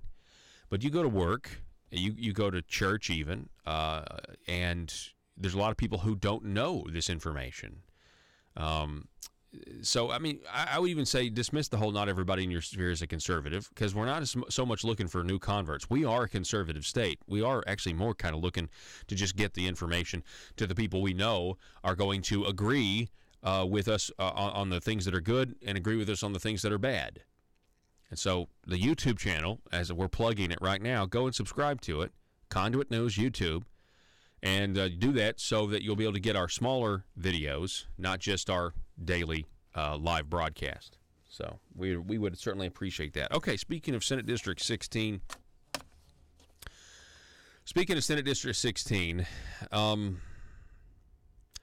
let's take a look at some of what we know. What do we know about Breanne Davis? Right? What do we know about Breanne Davis? We don't know a lot in terms of, we know, okay, so we know that she's supported by all the major lobbyists. We've shown you that a lot, right? We know big pharma, big health care, big Medicaid, big tobacco, big alcohol, medical marijuana, just, everything under the sun. And the thing is the lobbyists on that invitation that we put up, and connected all the dots to, the lobbyists actually, represent many different, they work for firms that represent many different special interests and things like that. So that's what we know. What do we know about Breanne Davis on the issues? Well, on the key issue of Obamacare Arkansas Works, which again is a $2 billion windfall for Asa Hutchinson and his friends and the people that support Breanne, that she is for it. Okay, she has been very clear on that. She is for Asa Hutchinson's Arkansas Works. Like, that's what she wants. It's a population for able-to-work adults. She is for a welfare program, again. All right, so we know that she's for that. Now, that makes it pretty cut and dry, because if she's for that, and making that a campaign issue, then she is really on board with Asa, really on board with his agenda. And so you could infer some other things based on that, internet sales tax, gas tax, that sort of thing. We'll get to that here in a minute. But then, of course, you look at Michael Lamoureux, and she is friends with Michael Lamoureux, the former senator who was behind the entire Medicaid expansion scam in the first place. So her ties are more than just adopting a policy. She is now intricately involved here with the people who were the architects of this disaster that we are now in. So that's number one. That's kind of what we know about her. But she has said a few things on record. The Arkansas Family Council sent a survey out to both candidates Bob Bailey and Breanne Davis. And one of the key differences in that survey was that Breanne Davis opposes school choice. She opposes the bill that couldn't get passed, State Representative Jim Dotson's bill of 2017. She opposes that bill, which was a bill that Asa Hutchinson actually claims that he supported it, but everybody knows behind the scenes he didn't support it. He didn't support it. He didn't support it. He didn't support it. He just didn't want to get on board with it. Then by the time he got on board with it, for some reason, it failed anyway. Interesting. He really showed a lack of leadership, on that, because he didn't support it, because the Arkansas Industrial Education Complex, or Educational Industrial Complex, which is it's not just Arkansas. We are witnessing the industrialization of education as we know it. With corporations getting involved, you can throw as much money at these things as you can. No one wants to say, we're not going to spend money on this, because it's for the kids. Pain point politics. So she opposes school choice. Now, in that same survey, Bob Bailey said he was for Jim Dotson's bill and for school choice. And all this would have done, by the way, is allow people to make charitable contributions to a fund and get tax write-off, and then that fund goes to, in a lottery system, goes to help kids, be able to pay for books or tuition or things like that.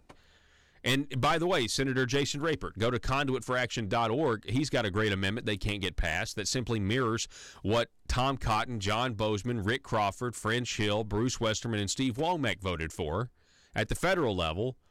We have Arkansas Republicans now resisting this amendment by Senator Jason Rapert that would do a lot of good in the 529 program, and allowing you to take your 529 college savings account and use it on K through 12 education, including private tuition for a private school. But they can't get the 75 votes that they need to do that. And it's really frustrating. Why are Arkansas Republicans on the opposite side of our Washington, D.C. delegation with John Bozeman, Tom Cotton, and the rest. Why are they on the opposite side of this? Well, are they listening to superintendents that are essentially the new teachers' unions? I mean, we don't have unions, but we do. We do have unions. They're just unofficial unions, I guess. And they disseminate inaccurate information, and they get the faculty and the staff of these schools riled up, and they're getting inaccurate information a lot of times, not all the time. Sometimes they just are trying to protect taxpayer money going to them. So that's so in school choice, they're different on that. We do know that. Breanne Davis opposes school choice, which is a key plank in the Republican Party platform. She opposes it. And she's not a conservative. We talked about this, $2 billion Obamacare. She's for that. At the Pope County Republican meeting, Breanne Davis indicated that she was for continued overspending. When she was asked what the single driver of our state budget and spending growth is, Breanne Davis, she blamed the reason we keep increasing spending year to year. You know, Asa Hutchinson at $130 million, $140 million, $160 million, $170 million each year he keeps. She blamed it in that audio on the cost of state and county prisons. County prisons. What an interesting county prisons. Interesting phrase. County prisons. Do county prisons exist? If you actually look at what we spend on corrections in state and county prisons, it's actually less than 2% of the overall state budget. Less than 2% of the overall state budget. That's not our driver of spending. So, I mean, anyway, I guess she's going to continue to support ACE's overspending. She supports the bad tort reform bill. And, again, the Arkansas Family Council, she said she supports the Nursing Home Association-backed bad tort reform bill. The measure will appear on the ballot in November 2018. It places a $500,000 cap on human life, gives the legislature power to write rules for courts, which is a huge blur of separation of powers. And it places limits on attorneys' fees, which is essentially socialism. Government telling a private person how much they're allowed to make in profit. Breanne Davis supports that. Of course, we also know she supports managed health care and pharmacy benefit managers. Number one, because she's ACE's candidate, but number two, she's getting money from CVS Caremark via DBH Consulting, a la Michael Lamoureux, who works for DBH Consulting, the former senator from that district who took $120,000 payment from lobbyists laundered through a nonprofit organization. That nonprofit organization only raised $140,000 in that year, and Michael Lamoureux got $120,000 of it.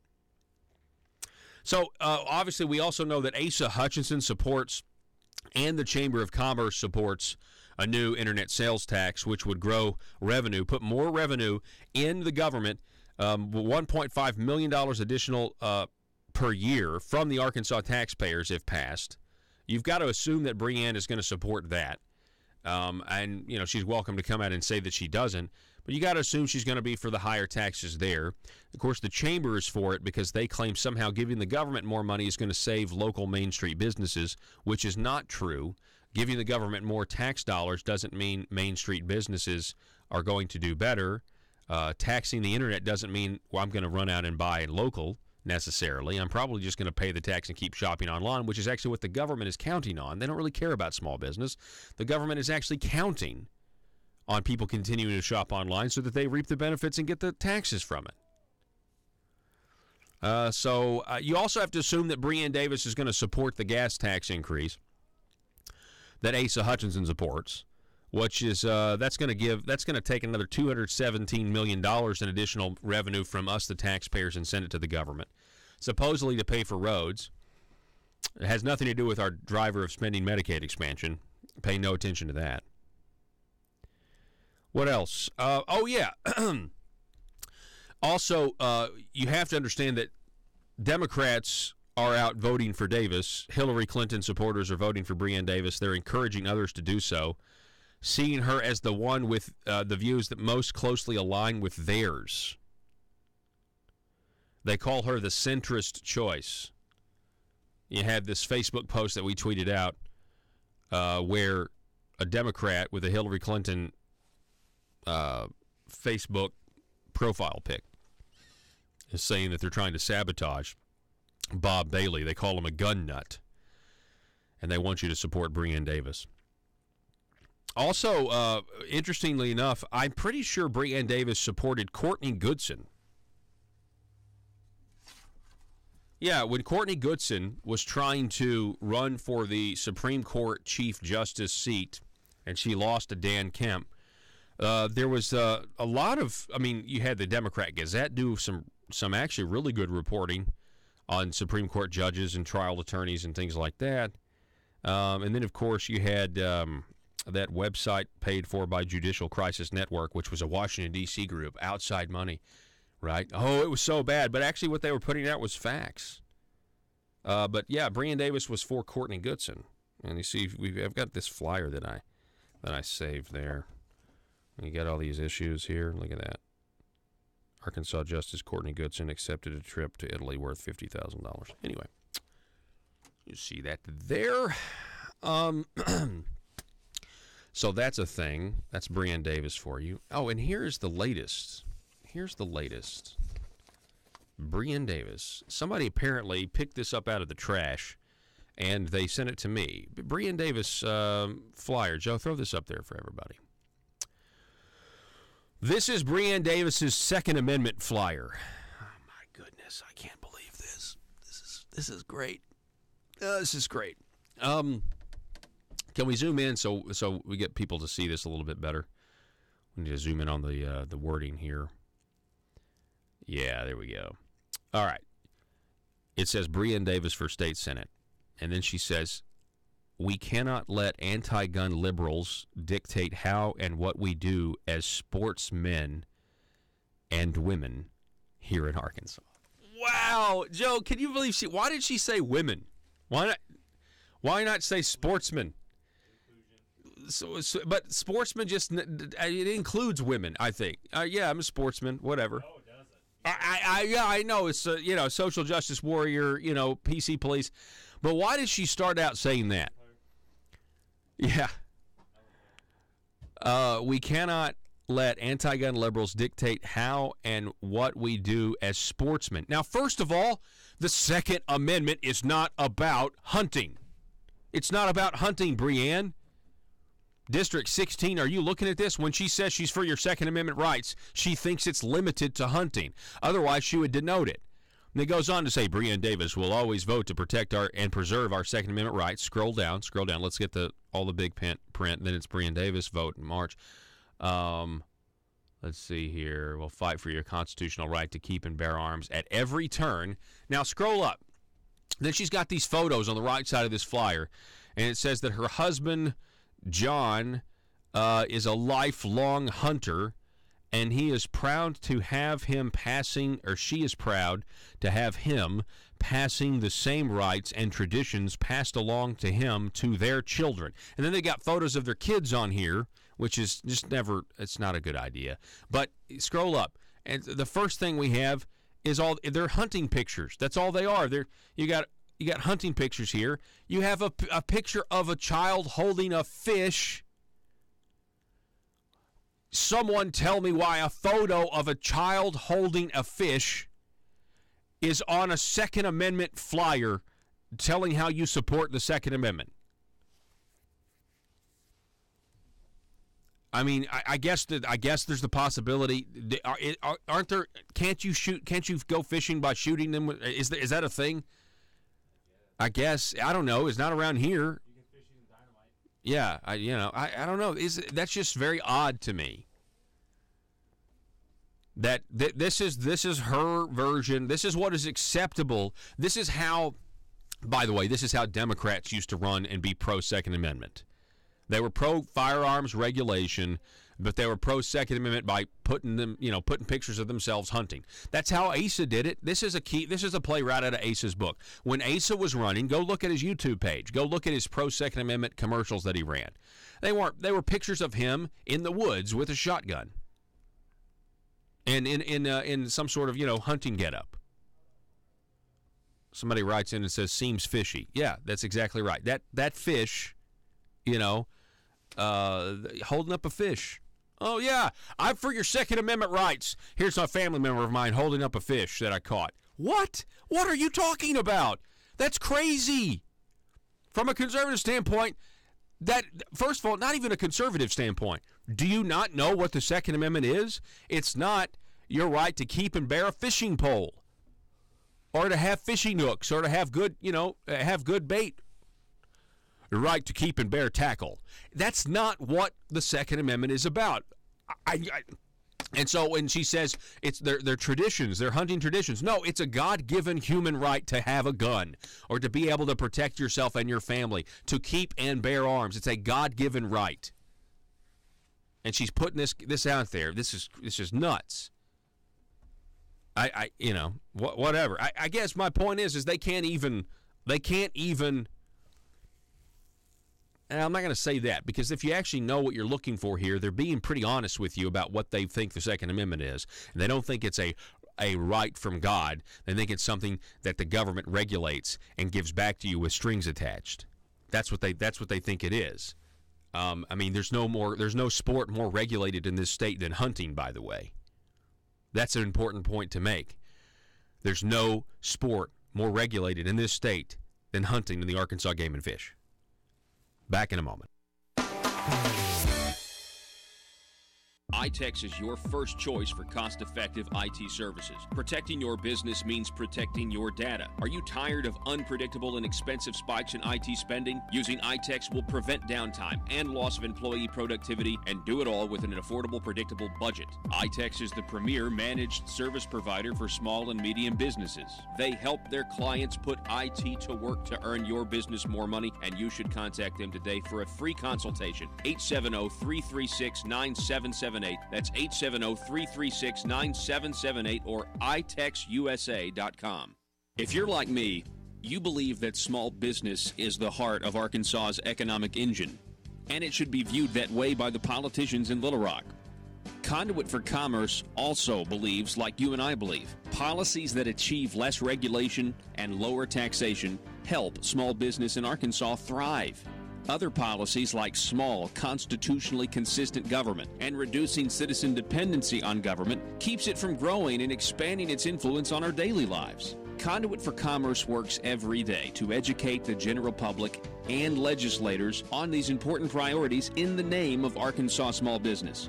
By the way, contributions to Conduit for Commerce are tax deductible. Log on now to conduitforcommerce.org and click on Contact Us on the right side of the page. That's conduitforcommerce.org. Go there now and learn the facts on protecting small business in Arkansas.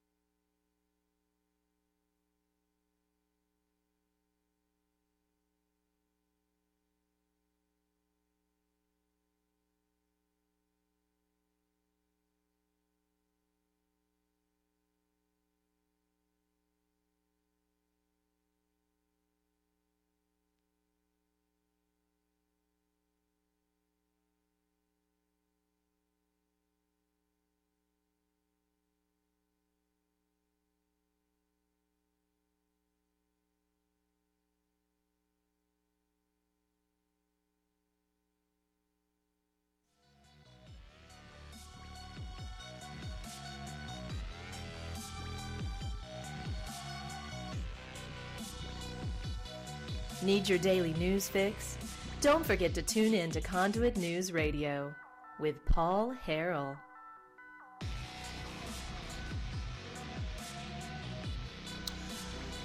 All right, hey, don't forget, tomorrow is Johnny Cash Friday, and I'm super stoked about it because it's the best day of the week, and you can start your weekend with us here at the intersection of conservative ideas and reality. We got a call earlier from a listener in Fort Smith, presumably listening. on the great affiliate there, KFPW, 1230 AM and 96.7 FM, The Marshall. And this is what he had to say about an orientation on enhanced carry at the University of Arkansas at Fort Smith. Take a listen. My wife works on the University of Arkansas Fort Smith campus, and they had their orientation yesterday about enhanced carry on campus. And basically what all of the staff was told is the provision covering incidental exposure, the wind blows your jacket up or somebody sees the print of your gun on you, that's okay for students, but if you get reported as a staff member, you'll be fired. And I really find that hard to believe that they can do that, because the same state that put out the law is the same state they're working for on campus. So if you got anybody that can talk about that, I'd appreciate it. Yeah. Thanks. Have a great day. Yeah, we're on it. As a listener, we really appreciate it. We didn't play the whole voicemail. We wanted to leave out your name and your phone number and everything else. But, yeah, that is very interesting. Wow, it's a long way away from what Charlie Collins' original intent was, which was to just let professors carry if they already had a concealed carry license, which you don't need, but it's a long way from that, right? Now it's like the faculty that we're supposed to wanting to carry in the first place can't even carry, or the rules are going to be more stringent on them than students. Yeah, man, I'm telling you, this is what happens. This is what happens. And look, I'm very disappointed. So I don't agree with State Representative Charlie Collins on many things. And I don't agree with what he did. He should have challenged the governor to support his bill, and instead he went along, and then the NRA went along, and we have now a terrible piece of legislation. We have a terrible law in the enhanced carry. It was supposed to be very simple, and now we have a mess.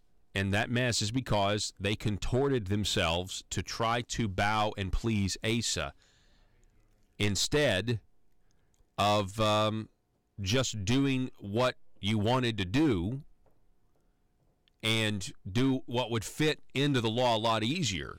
Not a new enhanced carry license? Give me a break. What a joke that was. More red tape? Charlie Collins was originally intending to take the existing red tape, which is the government taking your money and giving you a license that you don't even need in Arkansas, and saying, well, if you already have that and you're a professor, you can carry if you already have that. That's very simple.